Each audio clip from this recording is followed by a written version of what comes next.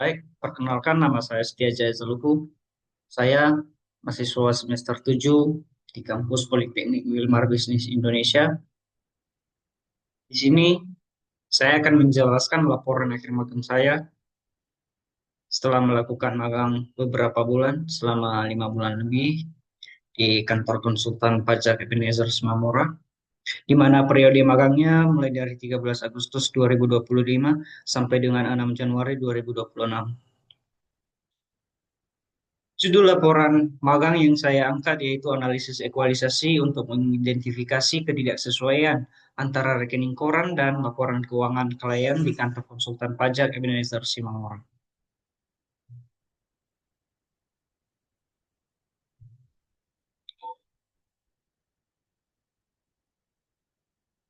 Puji dan syukur saya panjatkan kehadiran Tuhan Yang Maha Esa atas rahmat dan karunia-Nya sehingga saya dapat menyelesaikan laporan akhir pemagangan yang berjudul analisis proses ekualisasi sebagai upaya identifikasi ketidaksesuaian antara rekening koran dan laporan keuangan klien di kantor konsultan pajak Ebenezer Mamora di Jalan Stasiun Kereta Api nomor 3A, Kesawan, Kecamatan Medan Barat, Kota Medan, Sumatera Utara. Laporan magang ini disusun sebagai salah satu syarat akademik dalam menyelesaikan program pemagangan pada program studi akuntansi perpajakan Politeknik Wilmar Bisnis Indonesia. Penulis atau saya sendiri menyadari bahwa laporan yang saya susun ini memiliki keterbatasan dan kekurangan. Oleh karena itu, saya mengharapkan kritik dan saran yang bersifat membangun dan penyempurnaan laporan ini di masa yang akan datang. Semoga laporan pemagangan ini dapat memberikan manfaat bagi pembaca atau yang lihat video ini dan pihak-pihak yang berkepentingan.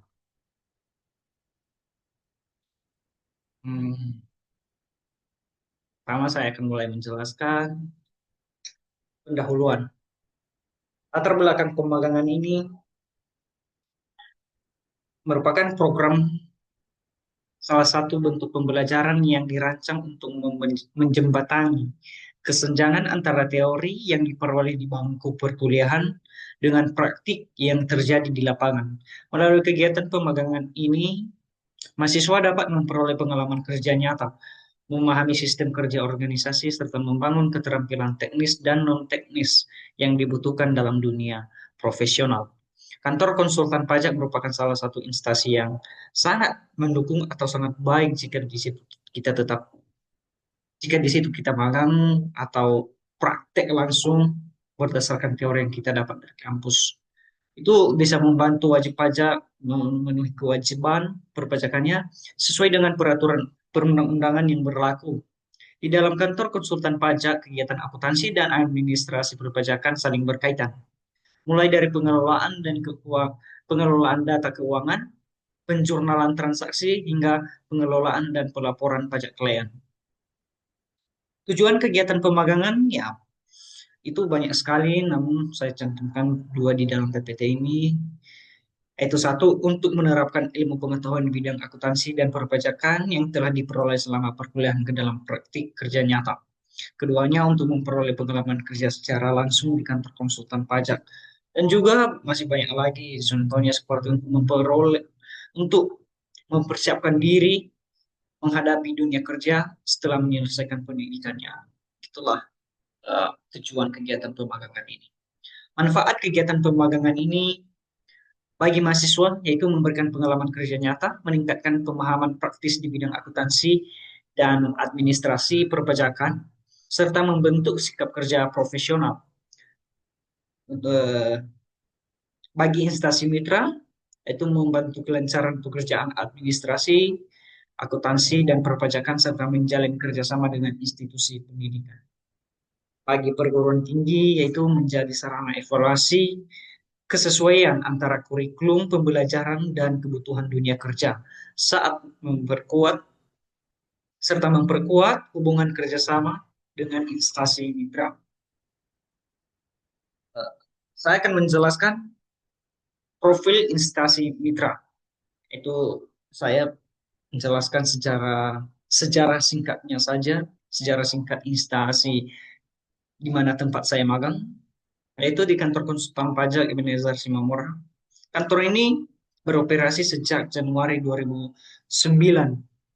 Ya, sudah lebih lah 10 tahun, hampir 20 tahunan, di mana dipimpin langsung oleh Bapak Ebenezer Simamora yang bergelar SE, AKCE, BKP, SH, MH, dan advokat yang berlokasi di Kota Medan, Sumatera Utara.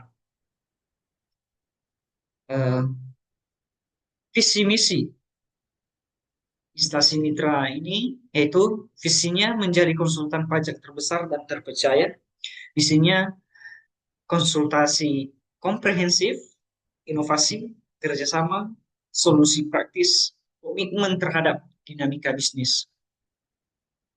Layanan utama konsultan pajak Ebenezer Simamora ada tiga, yaitu konsultasi pajak, penyusunan tepidok, dan jasa akuntansi. Namun di konsultasi pajak ada beberapa banyak pembagian untuk menangani kasusnya atau pengambilan jasanya, yaitu mulai dari kasus per kasus, paket retainer, jasa asistensi pajak, jasa asistensi pemeriksaan pajak, jasa keberatan ke kanwil pajak, jasa asistensi banding ke pengadilan pajak, jasa asistensi peninjauan kembali ke Mahkamah Agung,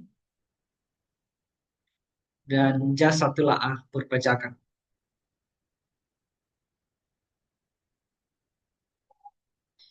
Sistem akuntansi dan perpajakan yang diterapkan di kantor konsultan pajak Ebenezer Sumamura, yaitu menggunakan pencatatan transaksi keuangan berbasis komputer. Data transaksi klien diperoleh dari rekening koran atau bisa di faktur, bond atau bond, eh, atau faktur pajaknya juga, serta dokumen pendukung lainnya. Yang selanjutnya dilakukan proses identifikasi dan pengelompokan transaksi sesuai dengan jenisnya. Dalam pelaksanaannya, pencatatan dilakukan dengan mengacu pada prinsip akuntansi yang berlaku umum dan menggunakan dasar pencatatan aktual. Lalu, sistem perpajakan yang diterapkan di kantor konsultan pajak Ebenezer Simamora, yaitu eh, terintegrasi dengan hasil pembukuan yang telah disusun sesuai dengan sistem akuntansinya tadi. Data dari jurnal dan laporan keuangan digunakan sebagai dasar dalam perhitungan kewajiban perpajakan kalian. Contohnya seperti pajak penghasilan dan pajak pertambahan nilai atau PPN. Proses administrasi dan pelaporan dilakukan dengan menggunakan sistem elektronik DCP atau yang baru ini Cortex sesuai dengan ketentuan perpajakan yang berlaku. Dengan penerapan sistem akuntansi dan perpajakan tersebut, kantor konsultan pajak dapat membantu klien dalam memenuhi kewajiban perpajakan secara tepat waktu dan sesuai dengan peraturan perundang-undangan. Uh, Rangkuman aktivitas saya selama magang di kantor Ebenezer Simamura selama 5 bulan lebih, yaitu kegiatan operasional, yaitu pengunduhan buku, dua input invoice dan rekap ke Excel, tiga pembuatan faktur di Cortex, empat penjurnalan rekening koran ke JL, uh, ekualisasi dan rekonsiliasi yang saya lakukan, yaitu ekualisasi saldo kas buku klien vs laporan bank dari Januari sampai Desember, di mana ada satu klien itu pencatatan laporan keuangannya beda dengan pelaporan bank. Maka di situ saya akan melakukan penjurnalan dulu, habis itu baru ekualisasi untuk mendeteksi selisih dan menyiapkan penyesuaian jurnal.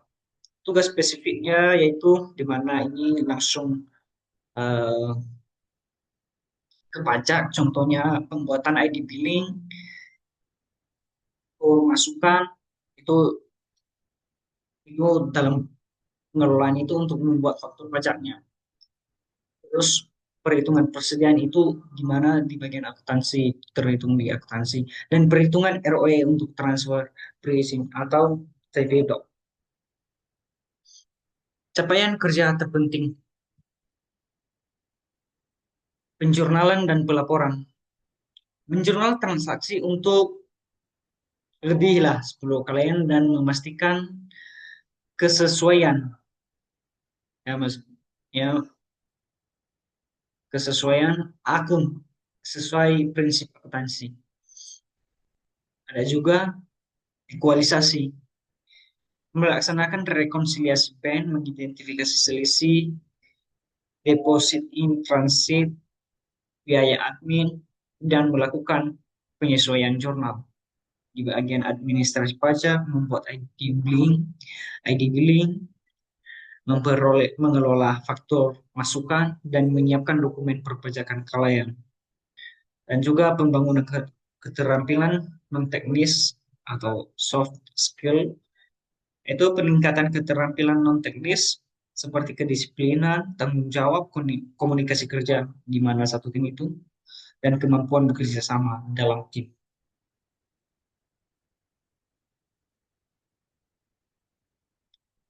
Permasalahan dan pemecahan masalah. Selama pemagangan saya eh, mendapat beberapa masalah dalam pengerjaan tugas yang diberikan oleh mentor. Itu contohnya kesalahan input dan SOP, di mana kesalahan penempatan akun atau penjurnalannya di GL, terus adaptasi sistem karena baru-baru atau baru menggunakan sistem tersebut, dan variasi SOP antar klien karena semua klien itu nggak sama semua SOP-nya, memiliki banyak lah. Terus masalahnya juga dokumen yang tidak lengkap, di mana transaksi tunai tanpa bukti dan keterlambatan pengiriman dokumen klien. Contohnya eh, dalam penjurnalan, saya ambil contoh di eh, penjurnalan rekening koran yang saya lakukan, di mana perusahaan tersebut menjual BBM dan LPG. Transaksi yang dikeluarkan oleh bank tidak sesuai dengan laporan keuangan klien. Itu kenapa? Karena ada juga mereka menjual tanpa ada bukti atau tanpa melalui bank, atau bisa dibilang transaksi tunai saja. Terus perusahaan tersebut lupa mencatat atau melaporkan ke bank. Makanya atau juga tercecer. Makanya dalam penjurnalan rekening koran itu dilakukan ekualisasi. Ah, Terus multiple rekening dan usaha, di mana PT yang saya kerjakan itu atau klien yang saya kerjakan itu menggunakan rekening berbeda untuk usaha LPG dan BBM, sehingga transaksi tersebar atau menyulitkan ekualisasi. Maka solusi yang akan dilakukan di situ yaitu eh, satu, verifikasi dan koreksi. Pertama, harus melakukan verifikasinya atau koreksinya, di mana yang buat dulu adalah mentor, uh, yaitu verifikasi dan koreksi itu dilakukan pengecekan ulang jurnal dan konsultasi dengan supervisor untuk memperbaiki input akun. Terus solusinya juga pendokumen pendokumentasian sementara, yaitu mencatat sementara berdasarkan data tersedia sambil menunggu bukti lengkap dari klien. Nah, terus solusi setelah selesai yang verifikasi setelah verifikasi yaitu pendokumentasian, setelah itu masuk ke rekonsiliasi, di mana menyusun rekonsiliasi bank per periode, mengidentifikasi penyebab selisih dan melakukan penyesuaian jurnal.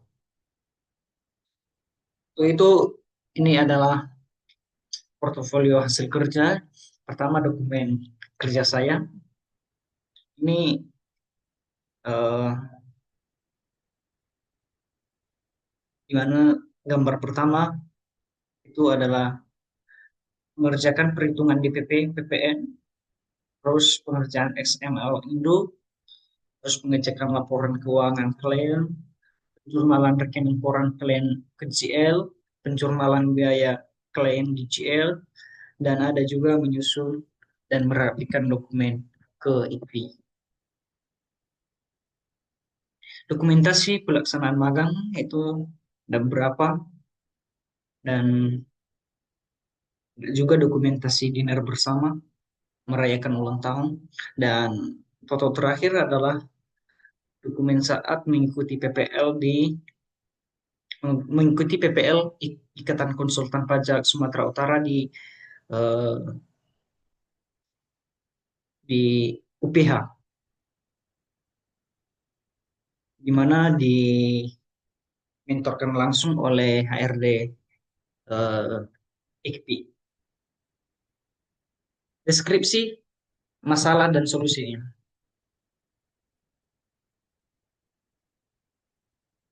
Judul yang saya angkat adalah berasal dari pendeskripsian masalah ini. Contohnya masalah ini sudah saya gambarkan seperti ini. Proses penjurnalan rekening koran ke dalam sistem general ledger, ditemukan adanya ketidaksesuaian transaksi yang tercatat dalam laporan keuangan, menunjukkan total penjualan sebesar.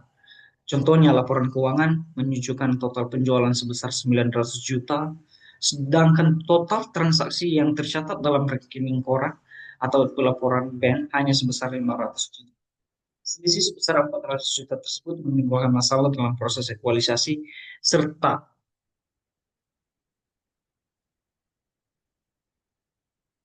serta data tersebut tidak bisa dibuat semena-mena, maka eh, permasalahan semakin kompleks karena klien menjalankan dua jenis usaha, yaitu penjualan LPG dan BBM, yang masing-masing memiliki satuan dan harga jual yang berbeda.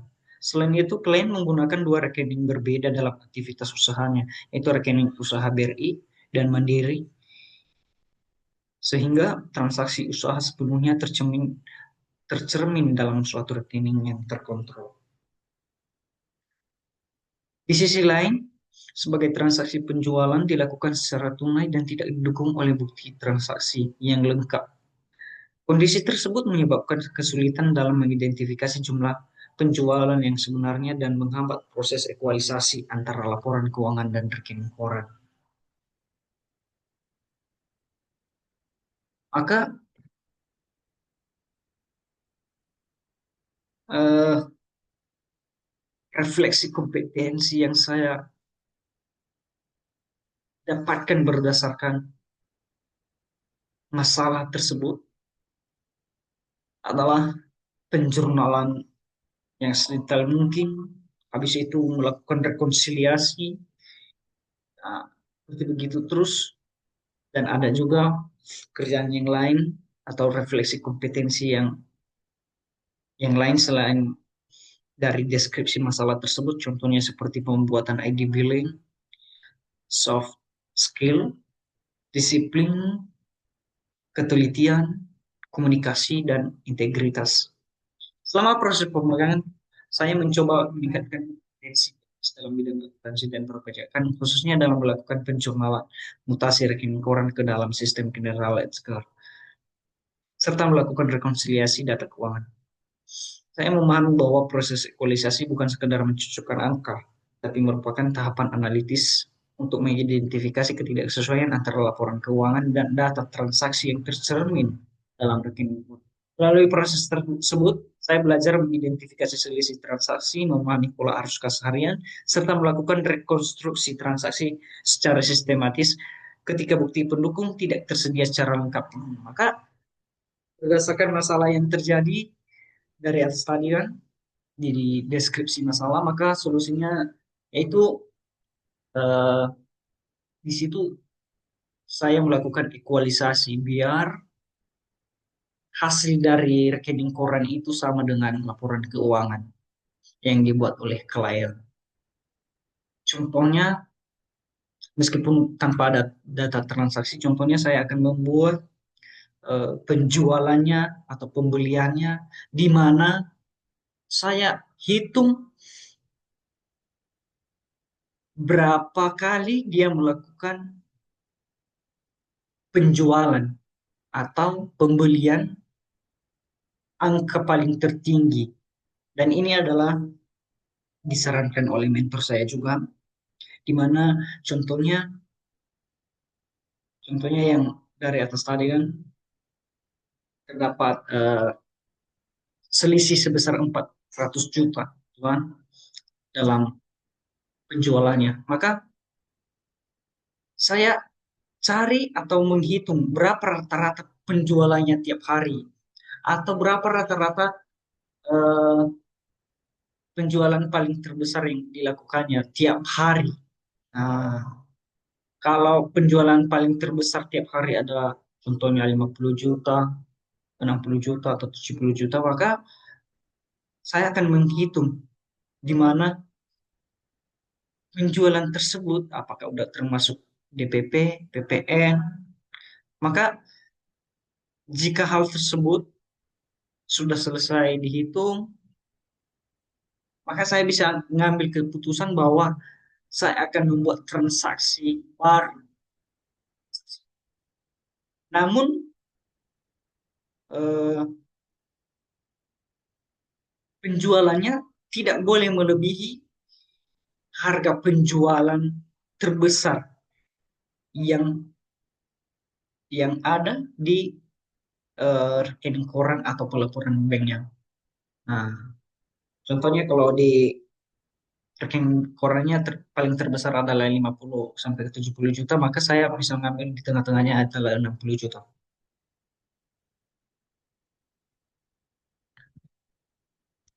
Pembelajaran dan refleksi pembelajaran berdasarkan masalah yang saya angkat itu adalah pengalaman profesional saya, yaitu terlibat langsung dalam pekerjaan di kantor konsultan pajak manajer Simamora, eh, melakukan penjurnalan transaksi berdasarkan rekening koran dan dokumen pendukung, melaksanakan proses ekualisasi antara rekening koran dan laporan keuangan, membantu menyusun dan pengecekan laporan keuangan klaim, terlibat dalam administrasi perpajakan, PPH atau pajak penghasilan, pajak pertambahan nilai, dan pembuatan e-billing dan pembuatan faktur pajak. Terus memahami alur kerja konsultan pajak secara profesional. Keterampilan teknis dan non-teknis. Keterampilan teknisnya yaitu penjurnalan transaksi di General Ledger, di mana itu adalah eh, sistem yang digunakan oleh kantor konsultan pajak tersebut. Kedua, rekonsiliasi dan ekualisasi rekening koran. Pengolahan data keuangan menggunakan Microsoft Excel. Terus pembuatan ID billing dan pengelolaan faktur pajak. Terus mengarsipkan dokumen perpajakan secara sistematis. Kalau keterampilan non teknisnya atau soft skillnya yaitu ketelitian dan akurasi dalam bekerja. Terus manajemen waktu, tanggung jawab dan disiplin kerja, komunikasi dengan mentor dan tim, dan kemampuan bekerja di bawah tekanan pada saat pelaporan pajak. Lalu refleksi penguatan sikap kerja profesional, yaitu menyadari pentingnya ketelitian dalam bidang akuntansi dan perpajakan, memahami bahwa kesalahan kecil dapat berdampak besar pada laporan keuangan dan pajak, meningkatkan rasa tanggung jawab terhadap pekerjaan, belajar beradaptasi dengan SOP dan budaya kerja profesional. Terus pemagangan menjadi jembatan antara teori perkuliahan dan praktik dunia kerja. Kesimpulan, Kegiatan pemagangan di kantor konsultan pajak Ebenezer yang orang memberikan pengalaman kerja nyata di bidang akuntansi dan perpajakan. Itu sangat sangat, sangat nyata dan fakta. Terus proses penjurnalan dan ekualisasi rekening koran menjadi pengalaman utama dalam meningkatkan kompetensi teknis. Pemagangan membantu memahami keterkaitan antara laporan keuangan dan kewajiban perpajakan. Terus terjadi peningkatan signifikan dalam keterampilan teknis atau hard skill dan non-teknis soft skills. Kegiatan ini menjadi sarana persiapan menghadapi dunia kerja profesional. Saran, saya memberikan saran bagi instansi mitra yaitu tetap memberikan bimbingan dan evaluasi rutin kepada mahasiswa magang, memberikan variasi tugas agar mahasiswa memahami proses kerja menyeluruh di mana dimulai dari bagian penyusunan laporan keuangannya, habis penyusunan pelaporan pajaknya, habis itu bagaimana kalau terjadi keterlambatan pelaporan, bagaimana sanksinya, bagaimana alurnya lah, itu aja. Terus mempertahankan sistem kerja yang terstruktur dan profesional. Saran bagi program studi, meningkatkan pembekalan praktik sebelum mahasiswa terjun ke lapangan. Karena jujur saja di mana saya magang di kantor konsultan pajak Ebenezer Simamura itu ya sudah sangat-sangat kurang lah menurutku. Eh, Pembekalan bukan sangat-sangat kurang. Cuman mahasiswanya aja yang kurang belajar eh, dalam dalam prakteknya sehingga sulitlah prakteknya. Makanya eh, satu kasus aja orang dari KKP atau mentor tersebut susah memberikan bagi mahasiswa yang magang karena sangat minim sangat minim pengetahuannya di bidang itu, di bidang akuntansi dan pajak. Nah, terus memperkuat kerjasama dengan kantor konsultan pajak dan instansi terkait, lalu menyesuaikan kurikulum dengan kebutuhan dunia kerja di bidang perpajakan. Saran bagi mahasiswa berikutnya.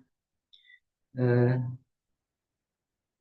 Bentar sebelum lanjut ke saran bagi mahasiswa berikutnya, saya masih mau ngasih saran juga bagi program studi di mana eh, siapapun yang ngatur mahasiswa ke sana, tolong jangan banyak sekali mahasiswa yang magang di sana. Jujur saja di mana kami di situ tempat magang 7 orang, eh, yang betul-betul kerja adalah 4 orang. Itu aja. Yang betul-betul kerja adalah 4 orang. Jadi saya minta untuk memberikan evaluasi di sini. Jangan membuat mahasiswa itu harus ke sana. Soalnya instansi mitra yang menerima aja. Cuman yang betul kerja itu cuman 4 orang atau 5 orang lah paling banyak. Nah, terus saran bagi mahasiswa berikutnya itu siapkanlah pemahaman dasar akuntansi dan perpajakan sebelum magang. Eh, Lebih baiknya jago bahasa Inggris itu aja. Menjaga sikap disiplin, tanggung jawab, dan etika kerja, serta aktif bertanya dan terbuka terhadap kritik serta saran dari mentor atau dari siapapun untuk menambah pengalaman. Sekian dan terima kasih. Saya Setia Jaya Saloko. Pamit undur diri. Terima kasih.